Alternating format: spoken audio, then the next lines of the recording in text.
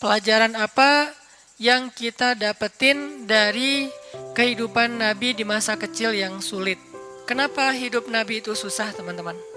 Salah satu hikmahnya agar Nabi belajar kuwatut tahammul, agar Nabi belajar kemampuan menanggung beban. Allah lagi menyekolahkan Nabi dengan sekolah kurikulumnya dari langit. Itulah sebaik-baik sekolah. Ada sekolah formal yang bikin kurikulumnya ulama. Ada sekolah yang disusun oleh saintis ataupun Dignas, pemerintah, sekolah-sekolah umum. Semuanya baik, tapi ada sekolah yang paling baik dan insya Allah nggak mungkin orang yang sekolah di situ tuh rugi, nggak mungkin. Udah sekolahnya gratis, hasilnya luar biasa, sekolah langit. Apa itu sekolah langit, teman-teman? Kehendak dan ketentuan Allah dalam kehidupan kita itu adalah sekolah bagi kita. Dari sejak kita kecil, remaja, kemudian menjadi laki-laki, kemudian jadi dewasa, kemudian jadi tua.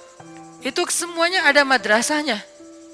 Dari kecil kita dilahirkan di mana, oleh orang tua kita siapa, dalam lingkungan apa, kita sedang bersekolah. Kurikulumnya Allah, gimana cara kita mendaftar dalam madrasah langit ini? Caranya iman. Gak ada uang pendaftaran, gak akan dicoret dan di DO gara-gara gak bayar uang SPP, gak ada ujian nasional, gak ada ujian semester. Ujiannya adalah dalam bentuk kehidupan.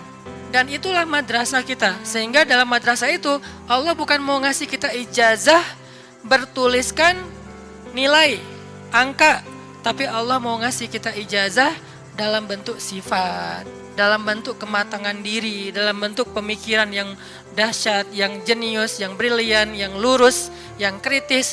Itu hasilnya.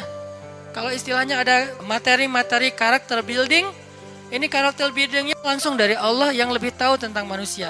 Huwa a'lamu bikum idh ansha'akum minal ard wa idh antum ajinnatun fi butuni ummahatikum.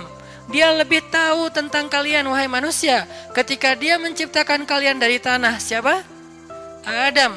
Atau ketika kalian berada di dalam rahim ibu-ibu kalian. Siapa? Kita.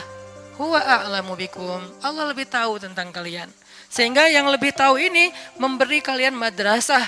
Sampai kita hari ini dapat madrasah dari Allah. Jadi ketika kita dapat ujian dalam hidup, kita coba bangun self-awareness.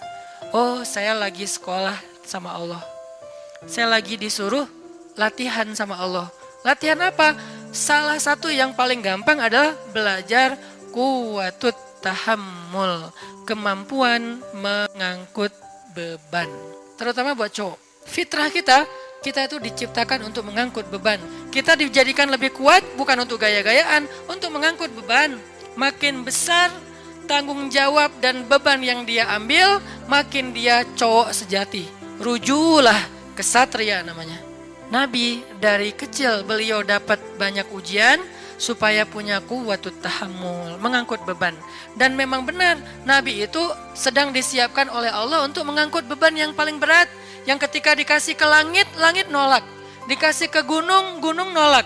Dikasih ke matahari, matahari nolak. Dikasih ke semesta, semua semesta nolak. Dikasihlah kepada manusia yang bernama Nabi. Apa beban yang berat itu yang ditolak oleh semesta? Beban risalah. Satu tingkat lebih berat daripada beban nubuwah. Apa bedanya nubuwah sama risalah? Yang membawa nubuwah namanya Nabi. Yang membawa risalah namanya Rasul. Makanya ada Nabi, ada Rasul. Apa bedanya? Kalau Nabi dia nggak membawa ajaran baru, meneruskan ajaran Nabi sebelumnya. Tapi kalau Rasul membawa ajaran baru. Sehingga penolakan publiknya lebih tinggi. Ujiannya lebih berat kalau Rasul itu. Dia seperti membawa syariat baru. Kebayang ya? Kita udah punya tradisi, lalu kita juga punya nasionalisme. Kita punya budaya yang sudah sangat tua, lalu ditambah lagi dengan punya nasionalisme yang hampir 100 tahun itu, tiba-tiba datang seorang laki-laki mengatakan, tinggalkan semuanya, inilah yang benar. Gimana kira-kira penolakannya? Wah, habis tuh laki-laki. Banyak cerita mereka yang dibunuh. Makanya Bani Israel yaqtulunal anbiya bighairi haq, membunuh para nabi tanpa alasan yang dibolehkan. Kenapa? Menolak ajarannya. yang sudah turun-temurun selama ratusan bahkan ribuan tahun. Beban inilah yang akan dipikulkan oleh Allah kepada Nabi. Kenapa risalah itu berat? Risalah itu secara bahasa teman-teman artinya ajaran atau misi. Seorang yang membawa risalah, surat, itu namanya Rasul. Rasul ini bisa bermakna Rasul dari langit, berarti Rasulnya Allah, namanya Rasulullah. Bisa juga Rasulnya bumi, Rasul para raja, utusan para raja yang diutus ke raja yang lain, membawa surat dari raja ini, bisa surat rahasia, bisa surat tentang perang, bisa surat tentang damai segala macam. Resikonya gede nggak tuh jadi utusan? Gede banget resiko jadi utusan. Ini utusan Allah, bukan kepada satu orang, kepada lil alamin, lin nasika fatan ajmain, kepada banyak manusia. Ini beban yang berat. Malaikat aja nggak sanggup memikul beban risalah. Pohon, laut, dan segala macam makhluk-makhluk Allah, semuanya hands up, nggak mau. Ya Allah saya nggak kuat. Kami kasih ke langit, langit nggak berani. Kami kasih ke bumi dan gunung, gunung-gunung yang gagah, yang kuat itu nggak berani. Kami kasih kepada manusia, mereka mengambilnya. Siapa manusia di sini? Para anbiya. Jadi beban risalah itu berat sekali.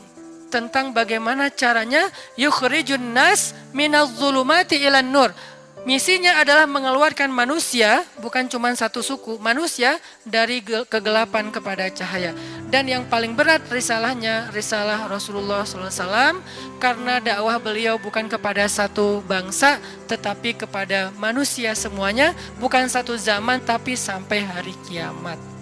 Itu kenapa Nabi Muhammad itu dari kecil itu susah hidupnya, karena mau menanggung sebuah beban berat, namanya beban risalah.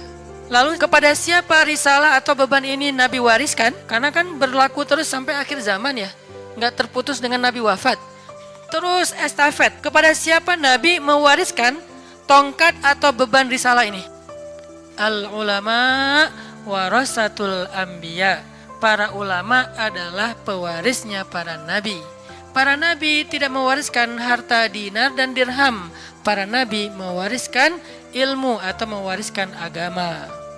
Jadi tugas beban yang paling berat ini untuk menanggung beban umat bukan hanya ngajarin. Kalau ngajarin bebannya oke lah ada beban sedikit tapi nggak berat-berat amat jadi pengajar.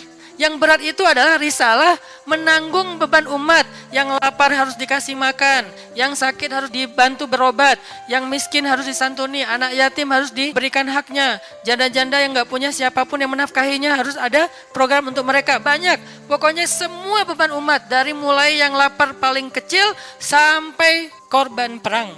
Itulah beban umat yang diambil oleh Nabi. Nggak boleh ada yang terzolimi di muka bumi.